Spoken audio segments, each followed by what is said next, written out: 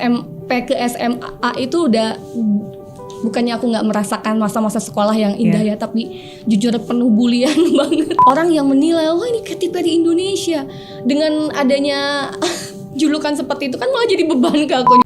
Perjalanan yang sudah panjang, usaha-usaha yang sudah dibangun dalam berumah tangga itu harus hancur, retak gara-gara adanya apa ya, ini perselingkuhan. Jangan jadi perempuan yang lemah karena bergantung sama orang. Jangan pernah jadi beban untuk orang lain, dan kita harus tunjukkan bahwa perempuan tuh punya power. Kegagalan bukan akhir dari segalanya, kesuksesan juga tidak selalu ada selamanya. Suka duka silih berganti, tapi keyakinan dan kemauan untuk terus melangkah itu yang harus dimiliki. Dan di Zero to Hero hari ini saya kedatangan wanita cantik Jenita Janet. Hai Miss Mary.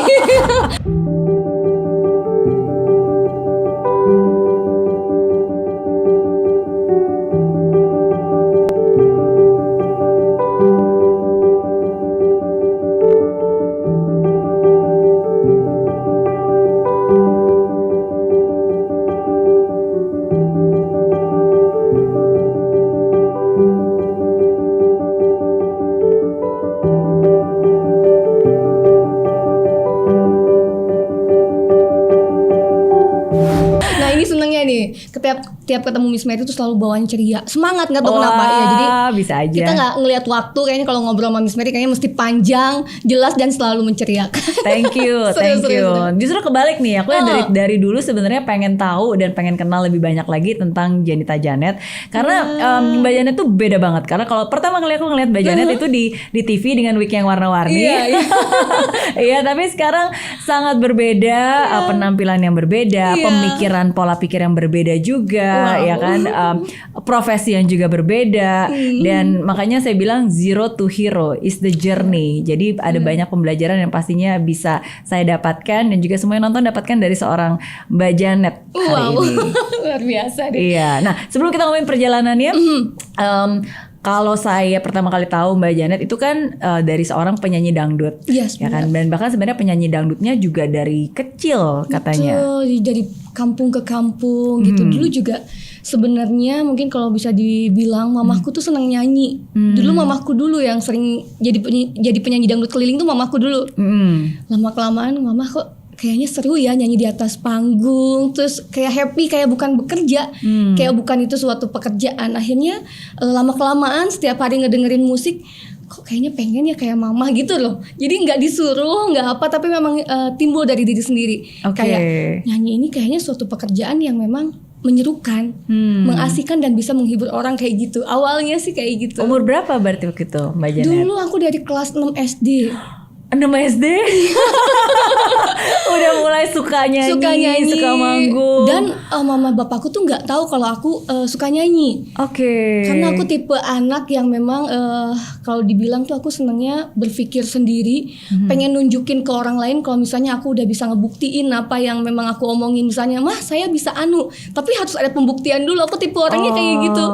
Jadi sebelum aku yakin untuk nge-show off gitu ke orang tua, aku bisa nyanyi nih mah, aku akan pengen kayak mama gitu. Jadi aku benar-benar belajar di belakang mamaku. Mereka nyuruh kayak, Neng ayo dong belajar nyanyi. Enggak mah, enggak bisa. Padahal sih udah bagus banget padahal udah belajar di belakang tuh kayak nyanyi-nyanyi gitu-gitu. Tipe orang yang kayak gitu aku tuh. Oh wow, berarti dari sejak 6 SD sebenarnya sudah kelas punya. 6 SD waktu itu memang menginjak ke kelas 1 SMP. Kondisi ekonomi keluarga mulai goyang seperti itu, Miss Mary. Tapi sama sekali orang tua aku tuh nggak pernah yang namanya mengeluh ataupun bertengkar di depan anak-anak, itu nggak pernah. Tapi aku mulai kelas 1 SMP tuh udah mulai berpikir ya, kok kita harus pindah rumah dari yang tadinya bapakku kan kerja di salah satu bank gitu, di bagian keuangan, tiba-tiba harus berhenti bekerja, dan sama sekali jobless banget papaku tuh pada saat itu. Sampai akhirnya papa memutuskan untuk pensiun muda, dan kita harus pindah ke rumah yang lebih kecil lagi, jauh gitu. Jadi, dan aku pun bukan tipe anak yang dimanjakan, dalam arti senang dimanja sama orang tua. Walaupun pada saat aku waktu itu orang tuaku lumayan ada gitu kan. Iya. Alhamdulillah dengan pekerjaan yang mumpuni pada saat itu.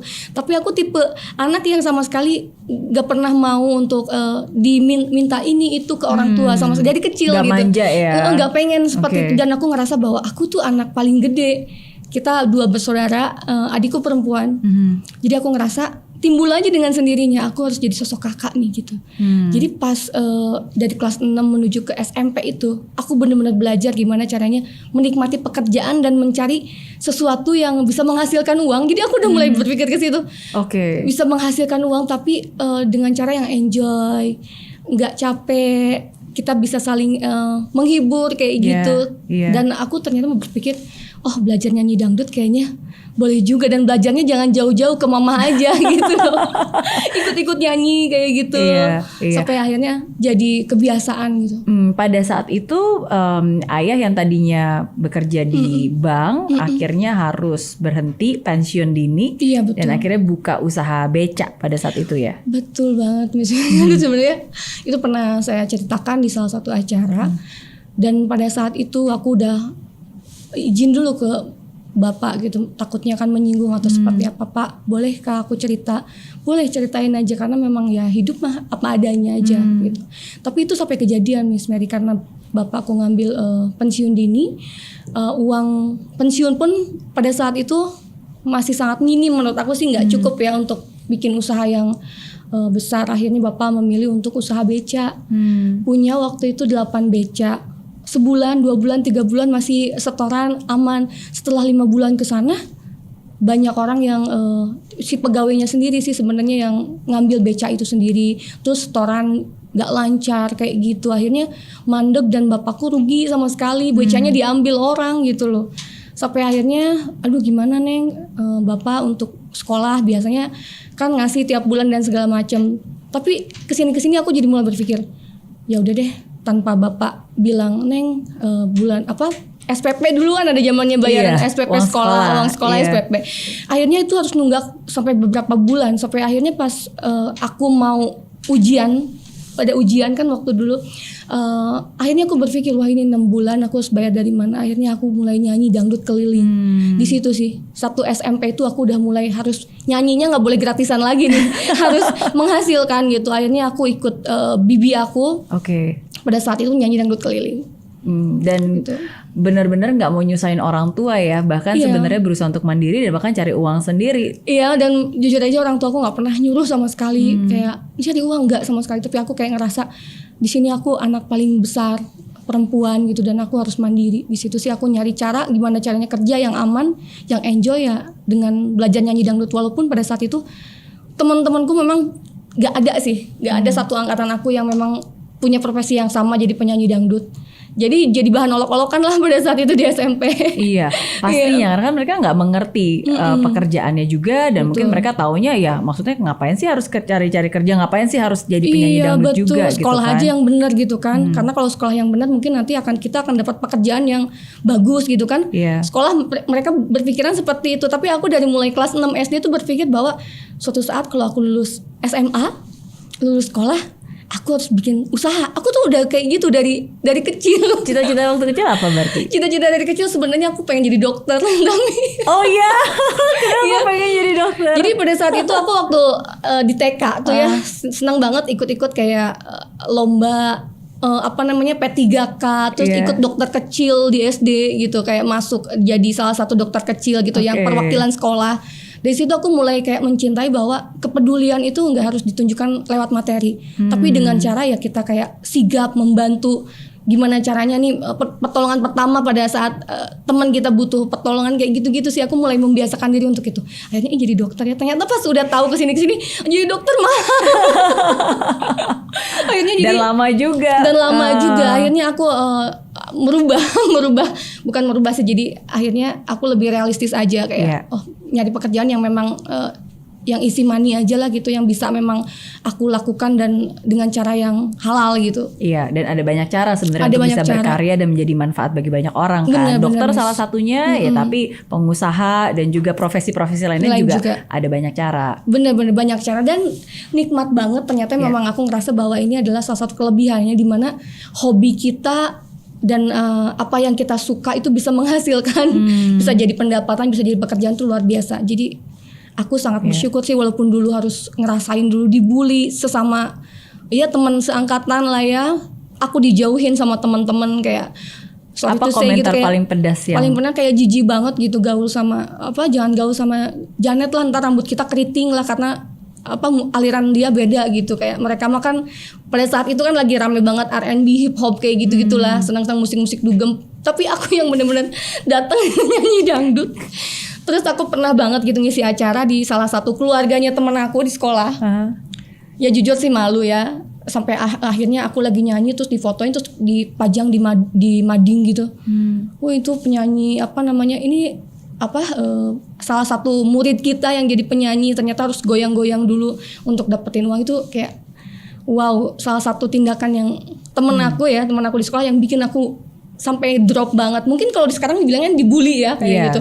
Kalau pada saat dulu sih aku ngerasa bahwa ya udahlah hadapi, ya Allah hadapi. Iya, kadang orang mudah untuk berkomentar, tapi sebenarnya kadang dia nggak sadar bahwa yang dilakukan itu sangat menyakitkan dan itu bisa mengefek banyak hal gitu dari hidup seseorang. Benar. Padahal pada saat itu aku ngerasa ya jadi nyanyi dangdut tuh adalah pekerjaan yang memang aku bisa. Karena aku ngerasa bisa nyanyi gitu kan, walaupun suaraku pada saat itu belum bagus-bagus amat, belum bisa make up, belum bisa dandan, tapi aku ngerasa inilah caranya, disinilah aku harus memulai belajar, learning by doing banget gitu. Karena dulu nggak tahu harus kursus kemana dan nggak ada modalnya juga, jadi benar-benar belajar dari pengalaman, gimana di atas panggung dicuekin penonton, garing, pernah banget. Jadi terus yang paling menyedihkan adalah titik di mana aku harus belajar banget tentang nyanyi, tentang dangdut tuh adalah ketika kita udah sering nyanyi gitu, ngisi-ngisi acara dari kampung ke kampung gitu. Terus ada senior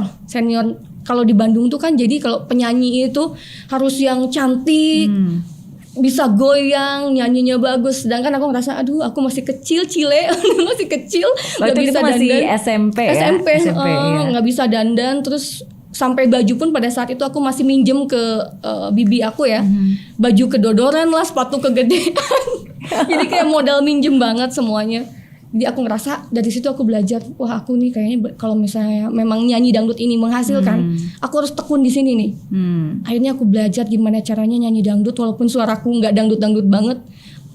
Aku cari nih aliran apa yang sekiranya bisa didangdutin. Akhirnya pada saat itu rame koplo. Pas zaman-zamannya Mbak Inul.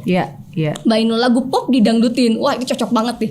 Jadi momentum di mana aku ngerasa jadi penyanyi dangdut pada saat itu adalah ketika pas zaman Mbak Inul itu.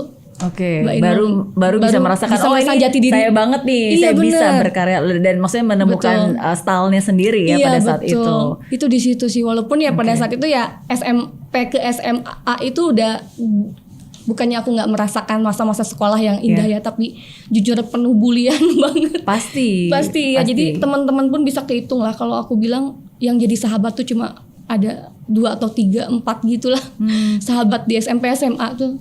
Tapi bagaimana seorang Janet bisa menata hati?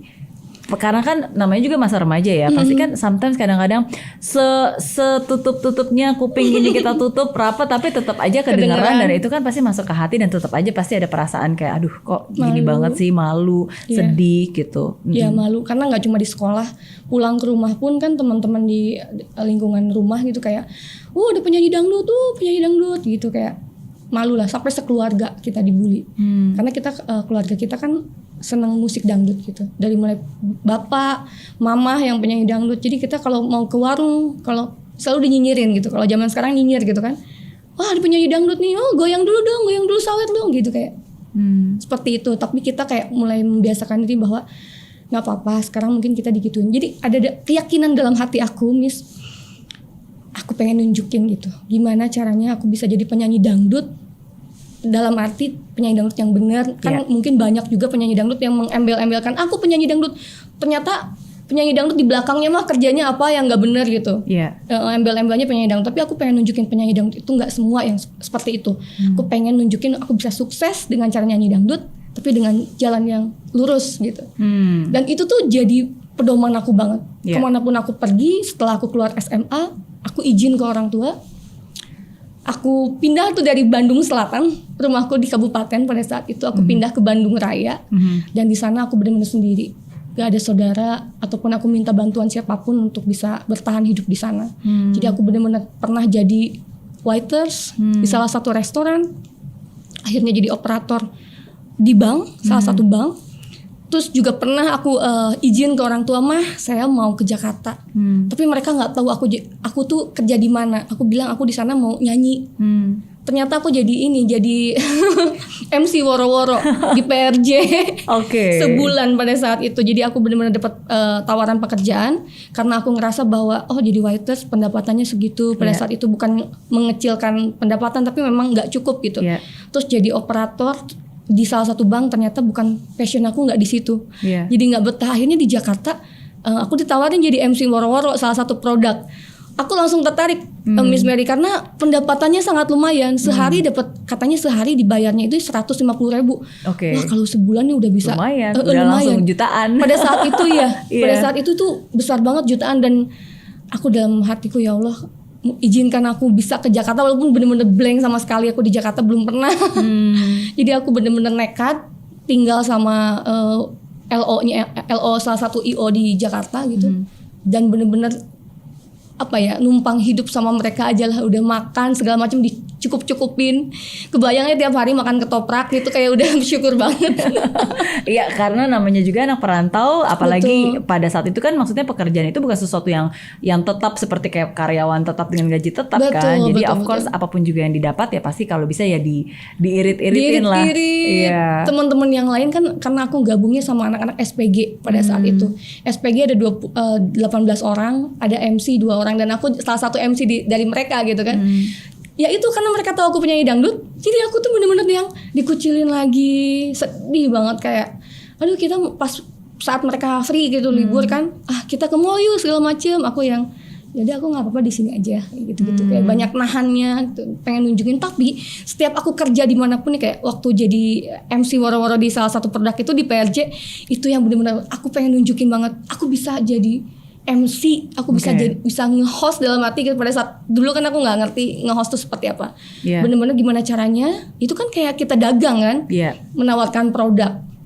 Kerjaannya emang sebagai MC, tapi MC untuk menawarkan produk kan. Jadinya di situ secara nggak langsung aku belajar juga gimana caranya kita bisa menarik perhatian orang untuk tertarik terhadap produk kita. Jadi jiwa bisnisku tetap ke bawah pada saat di situ. Ya tapi terlihat sih, maksudnya seorang Janet itu pertama-tama kamu benar-benar tahu apa yang kamu mau, apa yang kamu suka, dan kalau kamu benar-benar sudah menemukan apa yang kamu mau dan suka, ya kamu benar-benar 100% ingin menjadi yang terbaik di bidang itu. Iya kan? Tapi kalau hal itu memang bukan passion kamu, contohnya padahal udah pernah dapat kerjaan bekerja di bank kan. Betul. Itu kan sebenarnya udah oke banget jadi wanita karir gitu. Tapi kamu tetap memilih untuk menjadi penyanyi dangdut, tetap memilih juga untuk waktu itu kerja sebagai MC gitu, karena ya karena kamu mengikuti kata hati passion kita di mana gitu, apa yang kamu tahu dan apa yang kamu suka pada saat itu. Betul, karena salah satu yang aku pikir bahwa dimanapun aku bekerja, aku harus nyaman dan dengan apa yang memang aku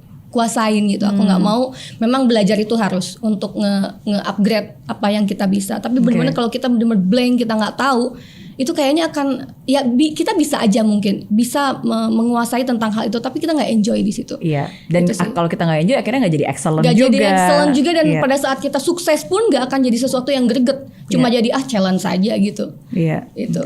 Lalu apa titik baliknya sampai akhirnya bisa sukses dan berhasil dan menjadi terkenal di dunia entertainment? Nah, jadi Masya Allah, aku kayak sampai detik ini pun aku ngerasa, ya Allah, aku sudah sampai di titik ini. Apa yang sudah aku lakukan, apa yang sudah aku usahakan, apapun yang sudah Allah kasih ke aku gitu, kayak ini benar gitu. Ini hasil dari aku gitu, yang aku bukannya menghilangkan jasa teman-teman semua tim, tapi di sini aku kayak berdiri di kaki aku sendiri. Aku yakin dengan apa yang tadi Miss Mary bilang, bahwa aku bisa di sini, aku akan kejar, aku akan fokus. Jadi benar, aku benar-benar menutup telinga, aku fokus ke depan gitu. Aku nggak peduli orang mau ngomong apa. Pada saat itu aku beberapa kali ikut audisi. Setelah dari MC itu aku berpikir bahwa di Jakarta ketemu dengan teman-teman artis tuh. Jadi banyak bintang tamu, artis-artis kayak gitu, sampai dibilang sama teman-teman aku, kenapa nggak nyoba ke label aja di situ. Akhirnya aku ikut audisi gagal. Aku nggak patah semangat, wah kayaknya di entertain oke nih gitu. Aku yakin banget gitu kan. Walaupun aku nggak sempurna lah tapi aku ngerasa kayak aku punya tes, aku kayaknya di sini deh gitu kan. Aku kayaknya bisa nih, ada keyakinan. Iya, aku senang di sini nih gitu kan. Akhirnya aku ikut audisi salah satu duo dangdut di Jakarta. Gitu. Walaupun dikontrak setahun, ya namanya mungkin Allah masih belum memberikan keyakinan ke aku untuk bisa jadi entertainer yang sesungguhnya, harus belajar lagi aku. Akhirnya sebelum 1 tahun aku udah di reject dari duo tersebut.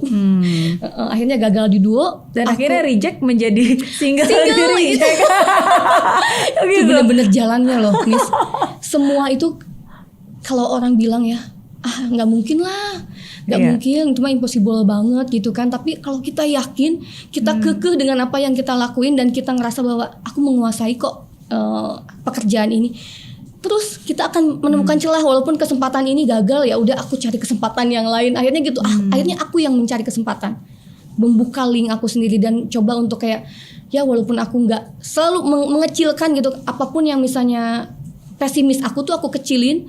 Gimana caranya aku membuka kesempatan yang baru. Gagal di duo, aku nyari di reject kan, ke Bandung. Jadi ke Bandung aku ketemu dengan salah satu arranger dan cocok banget gitu, lagunya di reject gitu. Wow, ini kayak semua tuh kayak bener-bener jalan Tuhan yang bener-bener udah diporsikan buat aku gitu. Walaupun aku harus jatuh bangun dulu, tapi aku tipe orang yang seperti itu. Aku nggak mau patah semangat. Masih aku bisa, aku ngerasa tenaga aku masih bisa aku maksimalkan. Ayo aku coba lagi, walaupun harus tergopoh-gopoh lah kasarnya. Jadi nggak sampai aku gagal satu tempat, aku pasti akan nyari celah yang lain. Dan ternyata setelah di reject itu, masya Allah, aku bener-bener bisa jadi diri sendiri gitu. Dalam hati aku jadi sosok Jenita Janet yang warna-warni, yang pada saat itu pun aku harus bertengkar dalam hati. Gimana caranya ya sosok aku yang seperti ini harus out of the box dari Jenny Juliana. Harus jadi Jenita Janet, karena aku ngerasa bahwa something different tuh bikin orang jadi cepat ingat. Jadi nggak betul. Jadi betul. Karena sedikit gitu. Lebih beda lebih baik daripada sedikit lebih baik.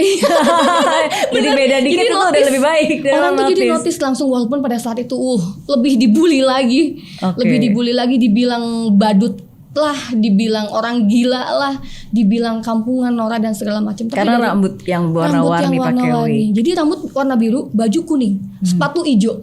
Jadi kayak tapi itu yang bikin orang noleh, karena itu yang bikin aku lihat di TV loh, ini ada apa nih warna-warni.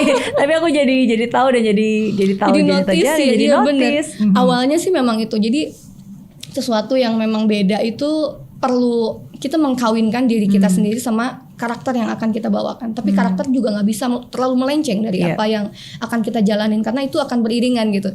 Sampai akhirnya si wig ini jadi salah satu trademarknya Jenita Janet gitu. Setiap orang ngeliat warna-warni wig pasti Jenita Janet. Ya itulah aku ngerasa bahwa aku nggak usah dengerin orang lah. Yang penting aku lurus, aku berusaha untuk terbaik. Itu yang aku terus pakemin dalam diri. Udah terus hajar aja, udah nggak peduli. Akhirnya mendapatkan tempat di hati masyarakat dengan cara yang seperti itu, walaupun harus kuat mental banget. Tapi untungnya mental aku udah kegojlok dari kecil. Betul, dari sejak 6 SD kan. Tapi ide pertama kali dapat dari mana nih? Kenapa mau warna-warni? Rambut warna-warni itu sebenarnya aku kan gabung dengan salah satu manajemen tuh.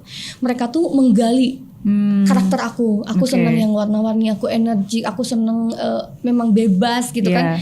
Terus aku nggak bisa joget dangdut, sebenarnya aku nggak bisa joget dangdut, makanya joget aku pun joget-joget go-go kayak gitu. Akhirnya mereka mengkonversikan semua yang kekurangan aku jadi sesuatu yang ya udahlah, kamu punya kekurangan nih, kita akan bikin dengan sesuatu yang unik, tapi kamu coba kawinin ya sama diri kamu sendiri gitu. Akhirnya gitu, rambut kamu diwarna-warni, berani nggak?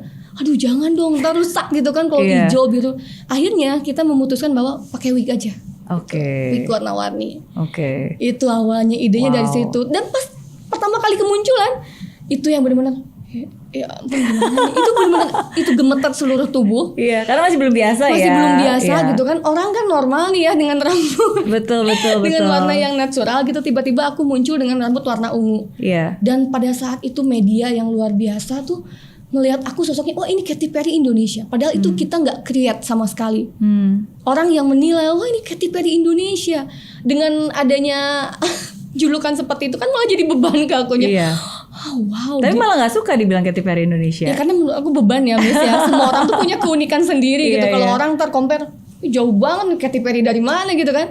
Tapi ya udahlah, kita manfaatin momen itu ketika orang menjuluki itu, malah aku semakin kayak ya udah, aku kan versi Indonesia, bukan versi aslinya gitu kan. Betul. Itu yang aku aku pakai itu untuk jadi apa ya, kekuatan. Aku harus seperti Katy Perry. Jadi aku jadi motivasi buat aku lah, harus lebih baik. Terus walaupun suara aku juga belum bagus-bagus amat, tapi dari apa ya, banyaknya penonton yang menilai penampilan aku, banyak ngasih masukan, kritikan, itu malah jadi sesuatu yang wah benar nih, kayaknya aku harus lebih baik. Akhirnya itu terus belajar sampai akhirnya ya di titik dimana aku ngerasa aku harus jadi Janita Janet gitu.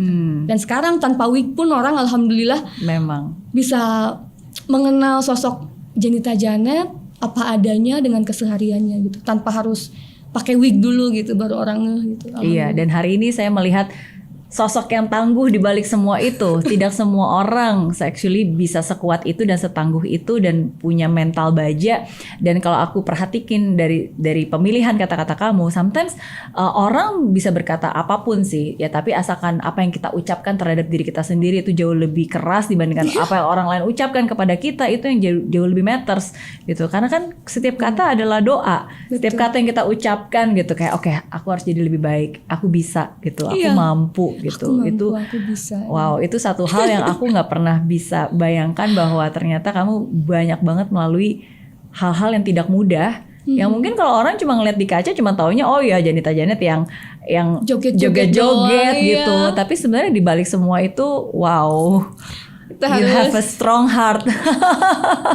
Hati yang nggak semua orang sih bisa sekuat itu untuk bisa melewati masa-masa sulit itu. Ya, karena aku ngelihat ya teman-teman tuh banyak yang ya yang paling susah adalah mempertahankan kan, Miss. Apapun yang kita buat, setinggi apapun bangunan misalnya image yang kita bangun, ketika kita nggak bisa nge-maintain dengan attitude kita, dengan apa cara pandang kita ke depan, visi misi kita ke depan seperti apa. Karena aku ngerasa bahwa pada awal pertama kali aku terjun ke entertainment itu aku pengen jadi entertainer, bukan sekedar jadi singer gitu loh. Jadi aku banyak belajar gimana caranya. Ternyata entertainer itu nggak harus yang kita harus paling bagus, paling terbaik. Ternyata nggak seperti itu. Dimana ketika orang percaya dengan apa yang kita sampaikan, mereka ngerasa enjoy, senang dengan apa yang kita lakukan. Menurut aku itu bisa dikategorikan menjadi seorang entertainer. Dari situ aku, dari basic itu aku ngerasa kayak apapun yang aku lakukan aku harus tetap menghibur orang. Orang harus nyaman deket sama aku. Terus aku tidak boleh jadi beban untuk orang lain. Kenapa aku bilang? Karena seorang entertainer dituntut untuk selalu sempurna. Kalau kita masih jadi beban untuk orang lain, gimana caranya kita bisa terlihat sempurna di mata orang? Itulah. Dari titik itu aku ngerasa bahwa inilah yang bisa jadi titik dimana aku akan bisa terus bertahan ke depannya. Harus terus memaintain apa yang sudah aku bangun. Pernah sebenarnya dalam hidup aku ngerasa pengen mundur dari dunia entertain tuh pernah. Ketika mungkin kalau di karir aku udah dapat kepercayaan dari masyarakat, tapi dalam rumah tangga harus gagal. Itu tuh bener-bener konflik batin banget. Kayak dulu kan kalau aku boleh sedikit cerita, mantan suami saya itu adalah manajer. Saya tarik sebagai manajer pada pekerjaan saya. Karena aku ngerasa di dunia entertain ini waktunya bener-bener full banget gitu. Aku gak mau kehilangan waktu quality time aku dengan suami gitu kalau misalnya aku terus menghabiskan waktu di dunia entertain sendirian. Akhirnya aku mengambil dia sebagai manajer supaya kita kemana-mana bisa bareng, terus bisa menikmati, aku bisa ngurus dia sebagai suami gitu. Dan salah satunya adalah supaya dia pun mendapatkan penghasilan yang menurut aku ya, dibandingkan pekerjaan yang lain gitu yang easy money banget emang di dunia entertain. Iya. Dan pada saat itu aku pun sudah mulai punya kedudukan lah di dunia artis gitu kan. Jadi ya udahlah, kenapa aku harus ngasih ke yang lain? Udahlah, kasih kesempatan ke mantan suami aja pada saat itu untuk bisa berkarir di sini gitu. Walaupun pada saat itu dia sama sekali nggak punya pengalaman di dunia manajer. Tapi learning by doing, aku ngerasa karena ya aku pun kan sebagai istri juga. Jadi cara aku sekalian gitu. Jadi kita sama-sama belajarnya di lapangan. Aku tuh pengennya seperti ini, manajer tuh kayak gini. Jadi benar-benar learning by doing di situ. Tapi ya itu tadi, apa yang kita inginkan, apa yang kita harap pekerjaan bisa seiringan dengan rumah tangga, ternyata tidak semulus itu pada kenyataannya. Aku harus gagal di usia pernikahan 9 tahun. Sudah sangat berjuang banget dari segala hal, konflik rumah tangga ya, yang pada saat itu aku coba selesaikan dengan mantan suami. Tapi aku benar-benar di titik dimana aku harus menentukan hidup. Awal pun dulu waktu menikah aku gitu, saya nggak mau sampai rumah tangga saya membebankan orang tua. Jadi di situ pun titik dimana aku ngerasa aku harus punya rumah tangga yang mandiri di situ. Jadi aku ngerasa ya udah, kalaupun aku bisa bantu suami pada saat itu, ya udah, aku akhirnya gak mau banyak hitungan dengan suami. Pada saat itu suami belum bisa memberikan tempat tinggal yang nyaman, pekerjaan yang layak. Ya udah, aku bantu dengan segala yang aku bisa. Oke, aku akan manfaatkan apa yang sudah aku bangun. Aku kerja keras kesana kemari segala macam, off air kayak gitu kan, senang banget ya, anggap aja ini sambil hiburan gitu kan, segala macam. Tapi alhamdulillah itu menghasilkan banget. Aku sampai bisa nyicil rumah dari situ. Dari pekerjaan aku jadi penyanyi dangdut yang aku bangun image-nya, attitude-nya dan segala macam gitu kan. Sampai akhirnya ya itu penghasilannya bisa sangat luar biasa sekali gitu. Dibandingkan aku harus, mungkin ya nggak semua orang seberuntung aku pada saat itu. Aku ngerasa beruntung banget karena Allah ngasih jalannya mudah banget gitu kan, untuk dapetin uang untuk DP rumah dan segala macam. Walaupun harus kita jemput bola dulu ya. Betul. Keluar pulau segala macam. Pasti tetap harus ada usaha ya. Harus ada usaha. Tetap dilancarkan. Walaupun udah nggak tahu siang, nggak tahu malam, tidur cuma 2 jam. Tapi itu aku lakuin untuk menunjukkan ke orang tua bahwa aku bisa punya rumah tangga yang mandiri tanpa menyusahkan suami. Itu sih yang aku. Makanya mungkin aku juga salut ya untuk para perempuan di luar sana yang punya jiwa mandiri dari sebelum menikah dan membawa jiwa mandirinya ke dalam rumah tangga sehingga bisa membantu keuangan suami, ataupun tidak menuntut hal-hal yang berat untuk gak suami jadi pun. Beban lah. Gak jadi beban. Betul. Aja itu udah sangat luar biasa untuk para perempuan ya. Karena zaman sekarang ya mungkin banyak juga perempuan yang gak mau capek gitu loh, Miss. Ya udahlah, kalau ada yang instan kenapa mesti yang ribet gitu kan. Ya tapi menurut aku untuk jadi perempuan itu gak seinstan itu. Kita gak akan bertahan, kita gak akan kuat untuk jadi perempuan yang tough kalau misalnya kita cuma pengen dengan cara yang instan untuk jadi wanita yang mandiri. Gak kayak gitu. Karena semuanya butuh proses. Hal menurut aku ya, seringnya kita dihantam permasalahan, apalagi terhadap perempuan ya. Perempuan harus hebat dalam rumah tangga. Perempuan harus mandiri dalam bekerja.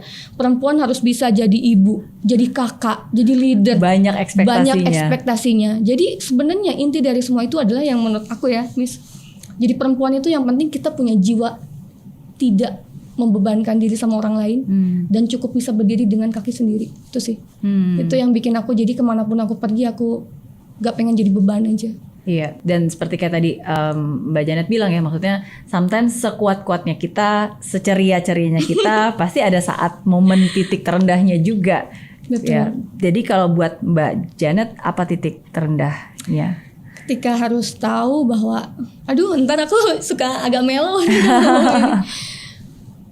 Ketika tahu bahwa perjalanan yang sudah panjang, usaha-usaha yang sudah dibangun dalam berumah tangga itu harus hancur,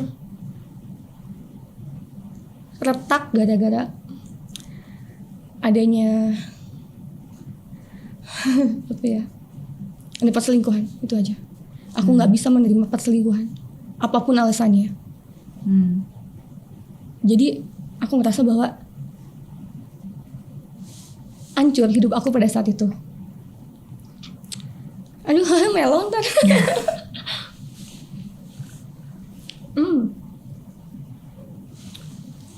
Ya itu tadi ya, kan aku bekerja pada saat itu untuk bisa bikin rumah tangga yang mandiri. Tapi apa yang aku buat, apa yang aku usahakan, ternyata sia-sia gitu. Sampai pada akhirnya kan pada saat itu aku ngelibatin mantan suami kan, jadi manajer. Setelah kita memutuskan bercerai gitu, aku minta cerai sama dia. Karena hal itu, aku ngerasa kayak dia sudah berpaling dan aku ngerasa bahwa nggak bisa memaksakan hati seseorang untuk tetap bertahan dengan kita kalau dia sudah berpaling terhadap orang lain. Walaupun ya orang lain banyak yang menasihati saya, coba lagi. Tapi aku bilang ini sudah yang beberapa kali gitu, kayak aku nggak mau waktu hidupku sia-sia aja. Aku pengen manfaatin waktu aku ke depan lebih baik. Sampai akhirnya aku ngerasa kayak hidup aku ya tanggung jawab aku. Ketika aku gagal berumah tangga kemarin 9 tahun, aku harus menunda kehamilan karena aku harus ber-KB pada saat itu demi pekerjaan. Akhirnya 9 tahun harus gagal dan menerima ya pahitnya kenyataan itu. Dan balik lagi ya, apapun yang mungkin mantan suami saya dulu lakukan, kehilapan atau segala macam, ya udah jalanin aja kalau memang itu yang terbaik buat dia. Dan aku sangat cukup tahu diri gitu. Aku tidak bisa memaksakan perasaan seseorang. Akhirnya itu tadi, aku sempat mau mundur dari dunia entertain karena aku ngerasa kehilangan manajer yang apapun gitu dia tahu tentang aku gitu kan. Dia udah, aku nyerahin semua kepercayaan aku ke dia dalam pekerjaan. Aku kayak oleng, bener-bener kayak ya kalau sepeda mah kayak nggak ada bannya satu gitu, kayak nggak bisa jalan gitu. Tapi ya itu, aku coba untuk terus berjalan.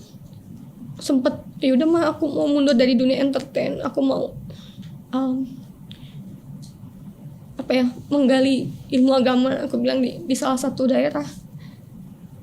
Aku sempat se-hopeless itu, meninggalkan semua yang udah aku bangun gitu. Tapi ya, orang tua balik lagi, orang tua yang kayak ngingetin, Neng, katanya ya cuma Neng aja kan maksudnya yang bisa memperbaiki ini semua. Dan Neng adalah salah satu yang jadi penopang keluarga gitu. Kalau misalnya Neng gak bekerja, Neng ninggalin semua yang udah Neng bangun, siapa lagi gitu. Dari situ aku kayak ngerasa, oh iya ya. Jadi hidup tuh bukan hanya tentang diri kita sendiri. Karena kita dilahirkan juga dari orang lain kan, dari rahim ibu kita gitu. Makanya hidup itu bukan melulu tentang diri kita. Ada banyak hal yang harus aku lakuin ke depan. Aku bilang hidup aku akan lebih berguna kalau misalnya aku minimal gagal dalam rumah tangga, tapi aku bisa membahagiakan, mensejahterakan orang tua itu, keluarga. Akhirnya aku dari situ minta waktu sama orang tua sebulan, gak nerima pekerjaan gitu kan, bener-bener nenangin diri.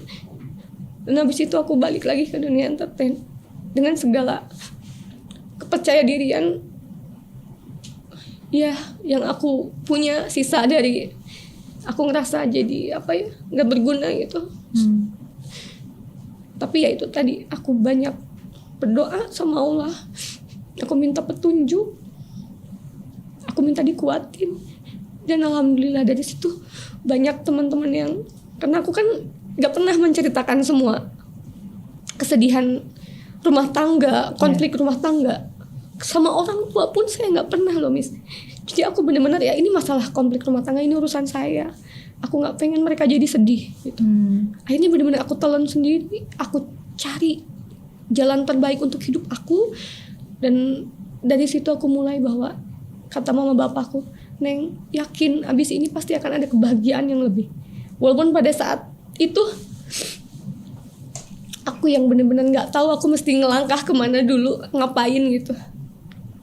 Tapi karena aku balik lagi ya, kepercayaan dari teman-teman media, dari televisi, dari teman-teman klien, kayak mereka yang seolah-olah nggak tahu apa yang sedang aku alamin kan. Pada saat itu kan aku masih belum ngurus ke pengadilan,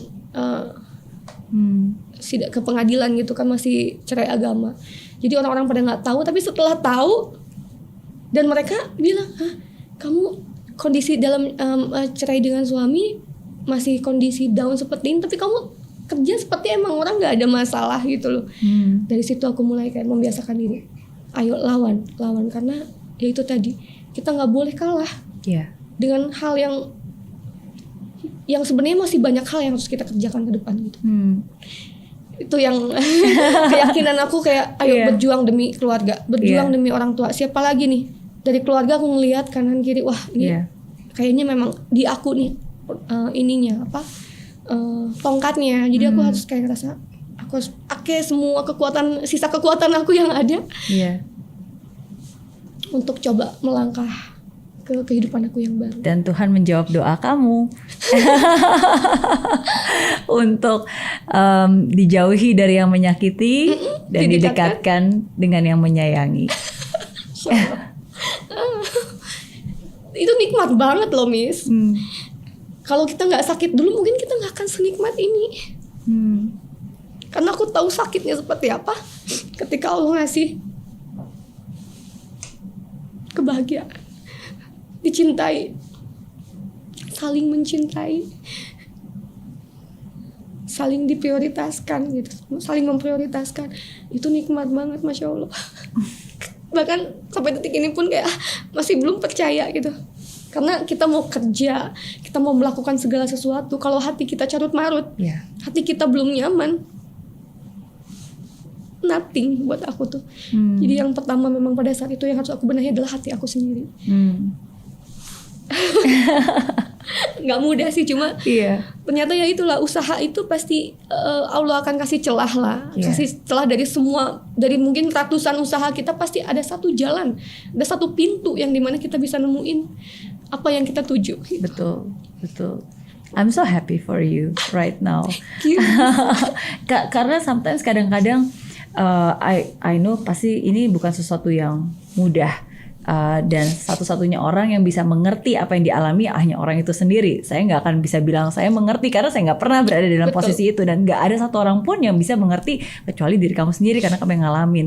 Ya, tapi sometimes saya selalu percaya bahwa kadang-kadang kalau kita bertanya kenapa sih ini terjadi atau kenapa sih dia pergi gitu, saya selalu percaya bahwa Tuhan membiarkan seseorang itu pergi dari hidup kita karena Dia bisa melihat apa yang kita tidak lihat, dia bisa mendengar apa yang kita tidak bisa dengar dari orang tersebut, dia bisa mengetahui isi hati yang kita sendiri nggak bisa tahu orang itu seperti apa, karena dia maha tahu, makanya dia membiarkan orang ini untuk pergi jauh-jauh dari hidup kita gitu, karena ya dia tahu yang terbaik buat kita gitu. Dan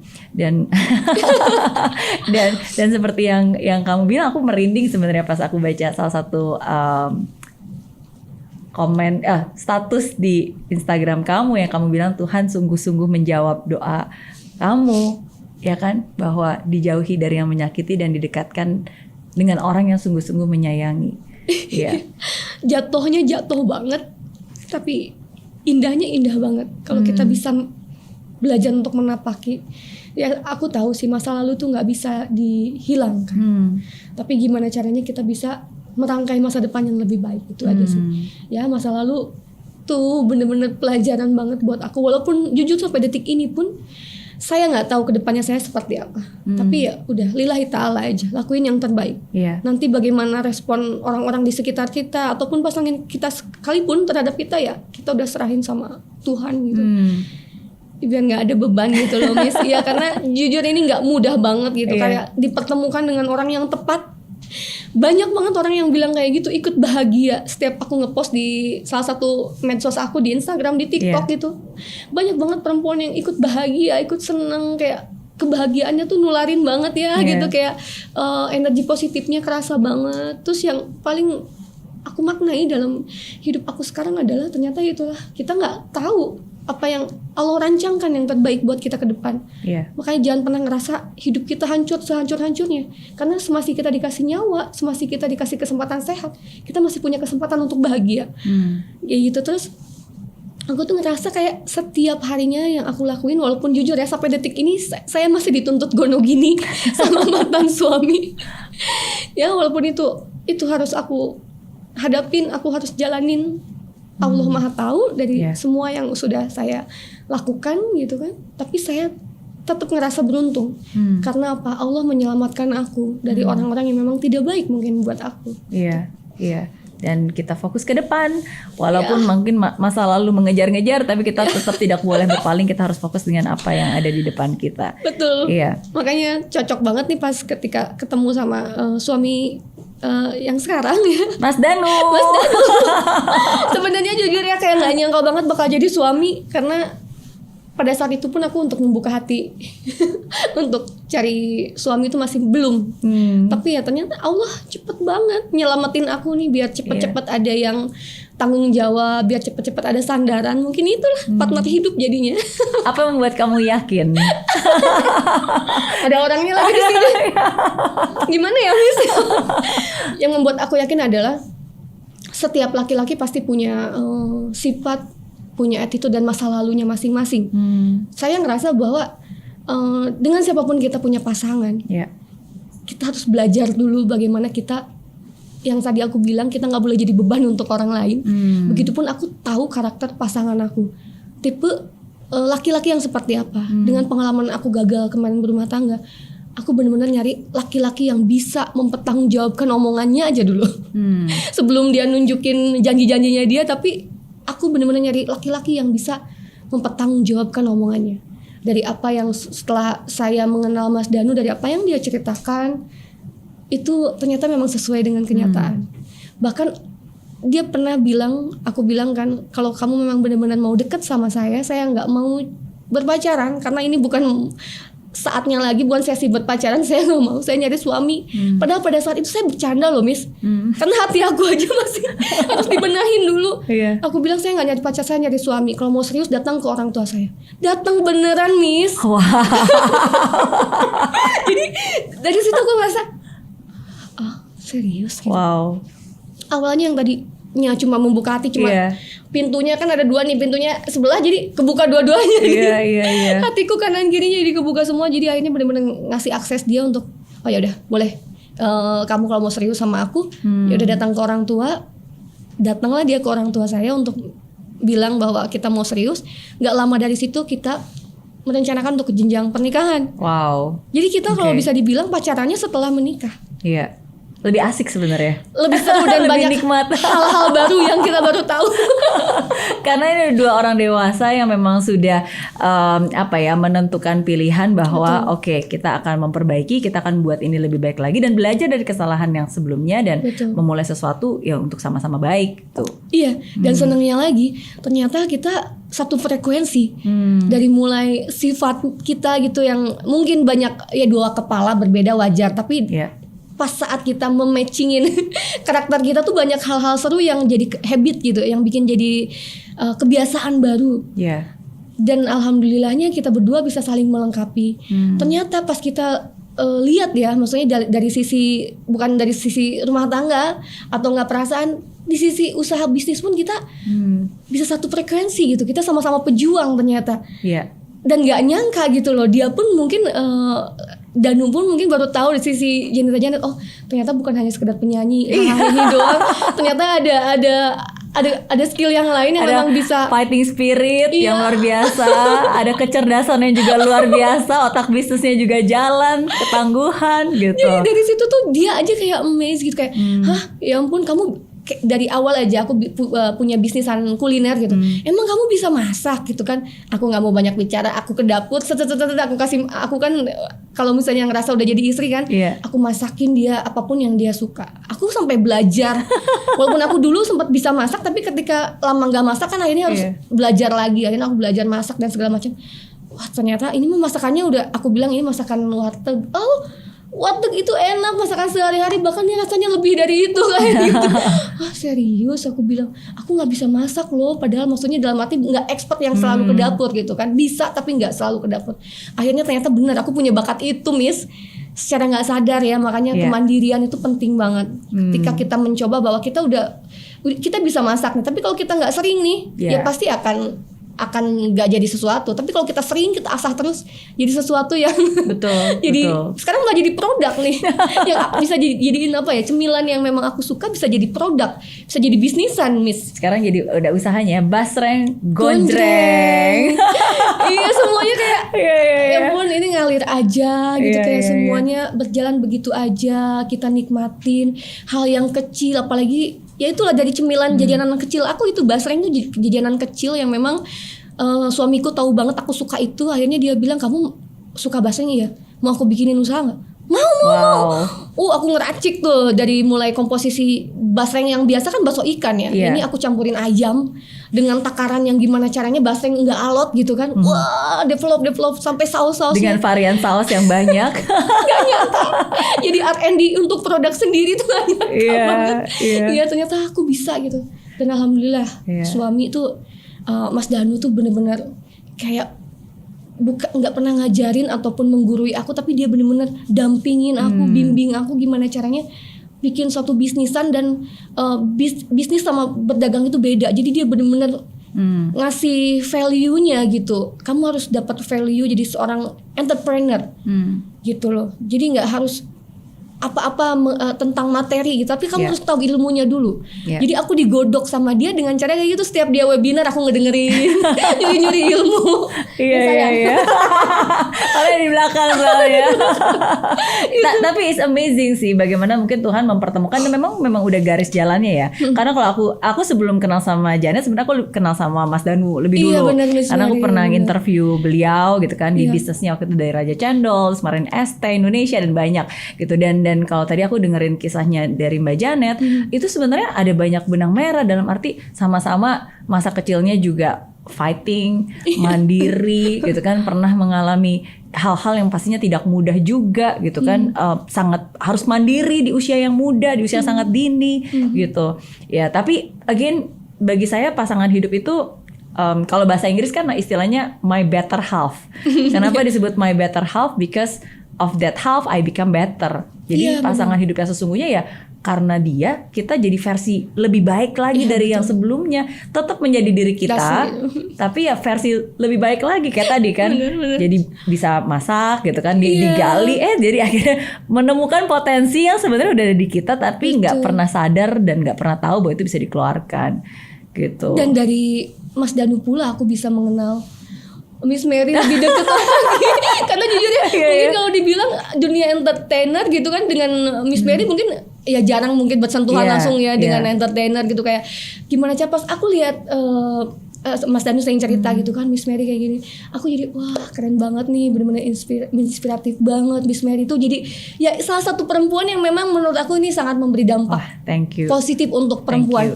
Karena yang dicari dari seorang perempuan, wanita itu mungkin dibilang lemah, tapi kadang-kadang lemah itu yang jadi senjata sebenarnya. Kalau kita nggak bisa mengkonversi kelemahan kita, itu malah bisa menjerumuskan. Iya. Kelemahan kita tuh kita terlalu lembut, tapi lembutnya kita itu bukan untuk disakitin. Yes. Tapi gimana caranya kita bisa melembutkan hati laki-laki yang keras. Iya. Jadi, Wow, iya. Betul, kita boleh lembut tapi kita nggak boleh jadi kayak setan ya yang Iya. selalu diinjak-injak tapi tetap welcome gitu kan. Nggak boleh. Harus ada batasnya. Harus tahu bagaimana kita bisa mengapresiasi diri kita juga. Iya. Tapi it's amazing sih. Again, maksudnya mungkin buat semuanya yang baru hari ini nonton dan mendengarkan seorang Janita seperti saya gitu. Sometimes kadang-kadang kita selalu melihat orang dari luarnya aja sih. Iya, dan kita nggak tahu bahwa ternyata di dalamnya tuh ada hal yang luar biasa yang kamu ceritakan hari ini tuh sungguh sangat menguatkan banyak perempuan di luar sana yang pastinya mungkin saat ini sedang mengalami hal-hal yang pernah kamu alami pada saat itu. Iya, tapi kan selalu ada harapan. Betul. Bahkan dari semenjak Janet yang kemarin bercerai, tahu-tahu dengan hal yang seperti itu menyakitkan lah ya, kasarnya bukan dari kesalahan kita. Ya untuk perempuan bisa apa? Ya kan? Selain memperbaiki hidupnya dan pola pikir kita ke depan. Kalau misalnya kita tetap terperosok, tetap down, tetap ngerasa paling menderita, paling nggak beruntung, wah kita malah hancur hidup kita. Jadi perempuan ya harus seperti itu, cari kebahagiaan yang lain. Dalam arti kalau kita terus berusaha, pasti Allah akan membukakan pintu kebahagiaan yang lain. Aku selalu yakin itu, Miss. Bahkan banyak banget DM-an yang masuk. Mereka cerita tentang gimana caranya supaya kita menerima, bertahan dengan rumah tangga yang walaupun udah carut marut tapi pengen tetap bertahan, ataukah harus live atau tetap stay di dalam rumah tangga walaupun seperti itu. Banyak banget yang seperti itu. Akhirnya ya saya sharing sesuai dengan pengalaman yang saya punya, tapi tetap memberikan pengertian bahwa setiap orang tuh punya rumah tangga yang masing-masing berbeda. Betul. Jalan hidup yang berbeda. Tapi aku lebih nguatin di sisi keperempuannya. Iya. Gimana caranya walaupun kita dalam keadaan rumah tangga yang carut marut, dalam kondisi apapun, kita tetap jadi perempuan yang dihargai. Jangan pernah ngerasa memang posisi kita akan terus berada di bawah perempuan kalau kita sudah menjadi istri. Tapi caranya adalah gimana caranya perempuan itu nggak melulu harus jadi beban suami, nggak melulu harus apa-apa minta ke suami. Ya dengan cara apa supaya kita dihargai sebagai perempuan di dalam rumah tangga, kita harus bisa berdiri di kaki kita sendiri, gitu. Yeay, aku speechless loh karena ya again banyak wanita ya mereka apa ya? Sometimes bukannya orang meremehkan mereka, tapi mereka meremehkan dirinya sendiri gitu, merasa nggak mampu dan merasa ya udah segini aja gitu. Bukan berarti kita harus sombong ya, justru sebaliknya, kita harus tetap rendah hati. Tinggi prestasi ya, bukannya dibalik, banyak orang justru malah dia rendah diri, udah gitu tinggi hati lagi. Iya betul banget. Dan kadang-kadang tuh ya perempuan tuh sebenarnya punya kekuatan yang besar. Bahkan kita mungkin bisa sejajar dengan laki-laki kasarnya untuk kekuatan kita di dunia ini gitu kan porsinya. Kenapa? Karena ya mungkin laki-laki pun tidak akan bisa sukses tanpa adanya kelembutan, kasih sayang, ketulusan, keikhlasan dan support yang besar dari seorang perempuan. Makanya menurut aku tuh perempuan tuh punya posisi yang sangat penting dalam kehidupan laki-laki. Begitupun dalam rumah tangga, jangan sampai kita harus turut kepada suami kita, harus berbakti. Tapi itu tadi, kita tidak boleh jadi perempuan yang banyak mintanya, sedikit actionnya gitu loh. Jadi menurut aku perempuan jangan pernah mengemis. Walaupun belum dalam pernikahan nih, pacaran atau dekat dengan seseorang, jangan pernah mengemis perhatian. Lakukan apa yang bisa bikin orang perhatian sama kita gitu. Jangan pernah mengharap perhatian orang, jangan pernah meminta sayangin aku dong, aduh aku, itu kan kayaknya jadi kayak itu merendahkan diri sendiri. Tapi bikin gimana caranya laki-laki itu bisa kangen sama kita, bisa perhatian sama kita dan gak bisa jauh dari kita. Itu sebenarnya yang aku lakuin sekarang sih kayak gitu. Dan again ketika kita ingin mendapatkan seseorang yang baik ya kita juga harus meningkatkan diri kita sendiri, memantaskan. Ya, jadi dengan kamu memantaskan diri kamu, akhirnya kamu mendapatkan yang memang lebih pantas untuk kamu. Iya kan? Iya benar banget. Benar. Jadi aku nggak pernah banyak berekspektasi terhadap orang. Kita nggak pernah tahu dengan siapapun kita mungkin sekarang dipasangkan, mau itu lagi pacaran atau suami istri, kita nggak akan pernah tahu endingnya seperti apa. Gitu. Jadi aku hanya bisa melakukan yang terbaik, nitipin diri, dan aku selalu melibatkan Allah gitu dalam apapun yang aku lakukan, termasuk dalam rumah tangga. Jadi sesayang-sayangnya kita dengan pasangan, ya ini karena Allah gitu. Kalau bukan karena Allah kita nggak akan ketemu. Gitu. Satu kalimat yang aku selalu ingat dan aku setuju banget. Kamu pernah bilang bahwa lebih baik kita tidak dihargai daripada nggak punya harga diri. Daripada kita hilang harga diri hanya demi untuk dihargai. Itu tadi. Jadi harga diri itu penting banget. Karena perempuan yang tadi aku sempat bilang, harga dirinya tuh dari perilaku dan sifat kita sendiri. Jadi aku gak pernah ngerasa pengen dihargai banyak orang, tapi aku harus menghancurkan harga diri aku. Tapi dengan harga diri itu orang bisa menghargai kita gitu. Jadi pertahankanlah harga diri kita. Jangan menjual harga diri demi untuk dihargai. Itu sih. Jadi itu udah kayak pedoman untuk diri aku sendiri sebagai perempuan. Aku ingin jadi perempuan yang beruntung. Kenapa? Karena perempuan yang beruntung biasanya bisa menyelamatkan hidupnya. Bukan berarti kita nggak butuh orang lain, enggak. Tapi gimana caranya, apapun resiko hidup yang kita ambil, aku bilang ke suami, hidup aku tuh adalah keputusan aku, tanggung jawab aku. terlepas aku kemarin harus gagal berumah tangga, itu resiko hidup aku harus bisa. Nah gimana caranya ketika kemarin aku udah sempat down kan, gagal, tapi ternyata nggak boleh lama-lama. Oke, manusiawi kita kecewa, tapi ternyata kita sendiri yang bisa bangkitin semuanya, kita yang bisa merubah keadaan diri kita sendiri.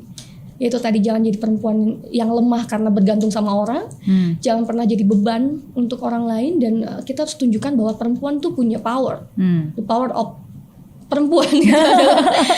Gimana caranya kita bisa membuat laki-laki membutuhkan kita, bukan hanya menginginkan kita gitu. Jadi aku berusaha dalam rumah tanggaku yang sekarang, aku berusaha jadi apapun yang suami aku butuhkan, supaya dia juga nggak membutuhkan orang lain. Dalam arti, ketika dia setuju, iya, ketika dia pengen makan enak, ya udah saya siap jadi koki, siap jadi chef. Ketika dia pegel-pegel, nggak usah ke tempat pijat, saya jadi tukang pijat. Jadi ketika dia pengen minuman yang enak, nggak usah keluar ke kafe, saya jadi bartender aja. Jadi ketika saya mungkin harus beres-beres rumah, ya udah saya jadi ART. Kita harus siap untuk segala posisi. Begitupun untuk sesuatu yang bisa bikin dia bahagia. Apapun yang mungkin yang dia nggak tahu tentang aku nggak tahu tentang dia, kita sama-sama menggali. Gitu. Kita sama sekali tidak ingin ada sesuatu yang kita tutup-tutupi. Dari awal kita udah sama-sama komitmen, apapun yang sudah kita alamin, apapun yang akan kita lakukan ke depan, aku pengen semuanya terbuka. Karena aku bilang hidup itu bukan tentang masalah bagaimana kita harus menjadi baik di depan orang, tapi gimana caranya kita lebih baik setiap harinya. Gitu. Setuju. Dan sesuatu yang berawal dengan kebaikan ya akan berakhir dengan kebaikan juga pastinya. Kalau di tengah prosesnya belum baik, ya itu berarti belum selesai perjalanannya, karena adalah proses belajar. Betul. Iya. Dan dari awalnya tadi masak-masak, bikin basreng gonjreng. Terakhir kali ketemu belum launch sebenarnya. Belum launching. Jadi Masya Allah, itu benar-benar kayak Allah membukakan, karena niat kami ketika membuka basreng ini dengan franchise-nya, dengan modal yang nggak begitu besar, kita bisa membukakan peluang bisnis untuk orang lain. Kita sama-sama ini, kita berjualan, berbisnis gitu. Jadi untungnya bukan kita dari tim, bukan hanya untuk mencari untung ataupun eksistensi di produk, enggak, tapi gimana caranya supaya orang lain bisa berpeluang dapat keuntungan yang sama. Jadi dari mulai harga franchise yang memang murah, sistem bisnisnya yang memang Mas Danu tuh, dia udah, menurut aku sih, wah, harus banyak belajar dari dia nih tentang ilmu bisnis franchise tuh. Ternyata memang banyak banget bisnis di zaman sekarang itu nggak perlu modal besar, nggak harus ribet, semuanya by system. Bahkan jualan gerobak pun yang modalnya nggak harus besar, kita udah ada sistemnya sendiri. Keuangannya, pencatatannya, dalam arti transaksinya tuh ada POS-nya gitu loh. Rapi semuanya walaupun digerobakan gitu loh Miss ya. Jadi itu pun dalam arti kita bisa sambil memberikan ilmu berbisnis yang baik, yang simple. Jadi kalau buat perempuan yang ingin memulai hidup, gimana caranya ya, pengen jadi perempuan yang mandiri, sebenarnya itu kalau misalnya kita nggak punya modal, kita bisa gunain medsos, handphone ya gitu kan, handphone kuota itu bukan untuk kepoin mantan atau siapapun yang nggak mungkin nggak ada faedahnya, tapi untuk sesuatu yang positif dan produktif gitu kan, sesuatu yang kesempatan, peluang tuh mesti kita tangkepin sih memang kayak gitu. Dan seneng banget aku sama suami dari pas kemarin belum launching, terus kita terus memberikan edukasi bahwa bisnis ini adalah bisnis kita sama-sama pengen bermanfaat, ngasih peluang, apalagi di zaman pandemi kayak gini kan banyak yang kena korban PHK. Betul. Dan itu yang kami tarik sebagai pekerja di tim kami. Korban PHK, syaratnya harus korban PHK. Kalau enggak anak yatim. Gitu, karena ya kita bisa saling gimana ngerasain susahnya kita survive di tengah-tengah pandemi ini yang enggak mudah menurut aku. Ya dengan cara berjualan, mungkin untuk teman-teman yang lain, dan mungkin kalau untuk orang yang pengen coba berbisnis ya bergabunglah dengan cara bermitra. Yang paling mudah seperti itu. Jadi bisnis itu sesimpel itu, semudah itu, asalkan kita mau belajar terjun langsung sih. Dan tetap mau kerja keras karena Tetap mau ada kerja prosesnya keras. Betul, juga. ada prosesnya Iya kan? juga. Iya. Ini kalau teman-teman bilang ini kolaborasi yang bagus katanya. Iya. Mas Danunya entrepreneur, Janita Janetnya di entertainer. Jadi Oh iya, perpaduan. Saling melengkapi. Saling melengkapi. Untuk promo mungkin aku bisa pegang gitu untuk promo dan betul. segala macam. Terus Mas Betul. Danu lebih ke sistemnya seperti apa untuk administrasi dan segala macam. Betul. Jadi saling melengkapi dan Saling melengkapi. aduh nikmat banget nih. Tapi ya itu balik lagi kalau suami bilang segala sesuatunya harus ada agreement dulu. Jadi kita pun di dalam rumah tangga tentunya akan berbeda. Dalam berbisnis kita tetap sesuai rules kontrak, kita ada agreementnya seperti Pasti. apa biar nggak merusak Betul. kondusifnya di rumah tangga kan. Kalau misalnya apalagi dengan orang yang sama gitu kan, pekerjaan dibawa ke rumah tangga dibawa ke pekerjaan. Saya pernah ngalamin dulu, jadi nggak mau. Tetap harus ada profesional, Ada rulesnya, ya, untuk bisa memastikan dan lebih enak juga. Again keterbukaan itu paling penting sih. Lebih baik di awal jelas daripada nanti ya udahlah nanti aja. Tapi malah jadi nggak jelas, malah jadi ribet dan apalagi susah. sistem kepercayaan udah nggak bisa kayak gitu. Seru jadinya. Oke. So what's next nih? Apa ke depannya? Kayaknya pasti udah banyak rencana nih. Apalagi sama Mas Danu, pasti banyak banget nih rencana-rencana ke depannya. Seru kalau kita punya pasangan yang satu frekuensi dalam arti.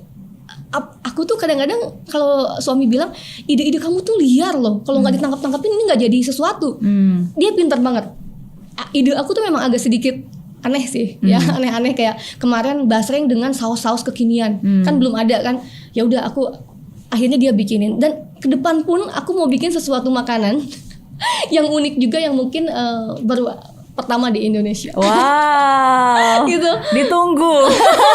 Jadi benar-benar kita gimana caranya membangkitkan lagi UMKM dan gimana caranya supaya makanan tradisional tetap kayak basreng ini kan makanan lokal ya, cemilan yang pinggiran. Gimana caranya kita naikin kelas, maksudnya meng-high level kan. Jadi level yang kekiniannya adalah mungkin dengan cara menggabungkan isi basreng ini dengan yang lagi hits sekarang gitu kan, harus tetap kekinian kayak gitu. Jadi dan sangat terjangkau. Sekali.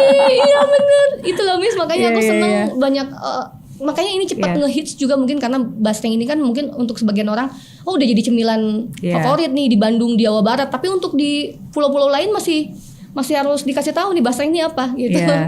Perlu edukasi lagi, dan ini yang produk yang akan launching ke depan ya itu tadi. Kita pengen menggerakkan lagi UMKM, terus makanan-makanan Indonesia, gimana caranya kita bisa memberikan inovasi-inovasi baru terhadap dunia kuliner. Pemain kuliner ya. Ini lagi belajar soalnya. So-soan ya.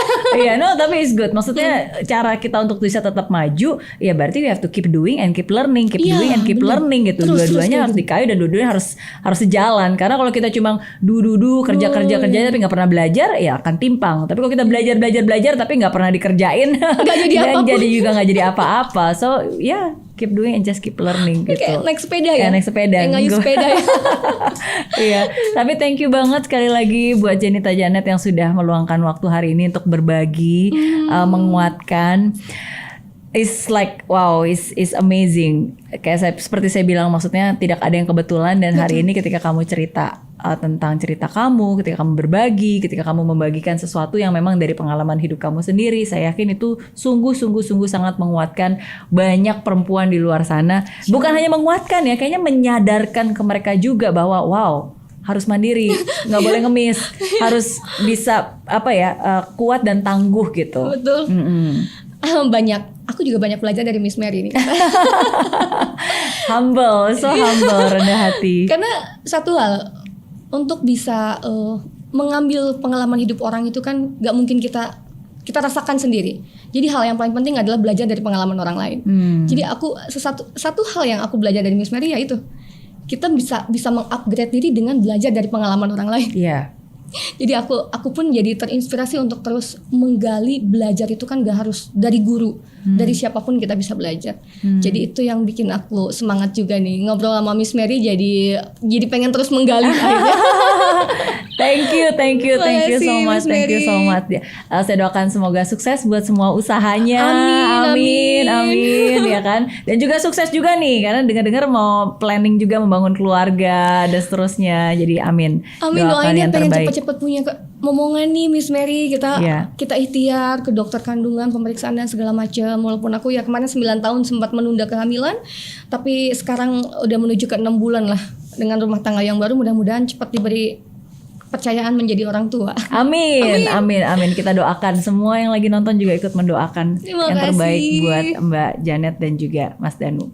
Terima Oke. kasih Miss Mary Yes, waktunya. sama-sama, thank you. Dan saya selalu percaya bahwa setiap cerita itu pasti selalu membawa pelajaran berharga. Dan semoga cerita dari seorang Janita Janet hari ini bisa membawa pelajaran berharga untuk semua yang sedang menonton. Oke, terus apapun yang terjadi, pokoknya terus harus semangat, terus harus berjalan, fight till the end and never give up.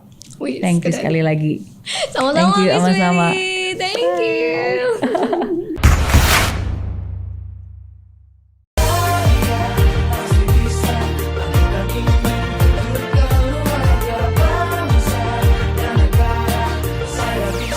Ya, laksana bumi tanpa hujan, hidup tanpa tujuan, kering dan mati tanpa hijaunya tumbuhan. Demikian kalau mimpi tak kunjung terjadi.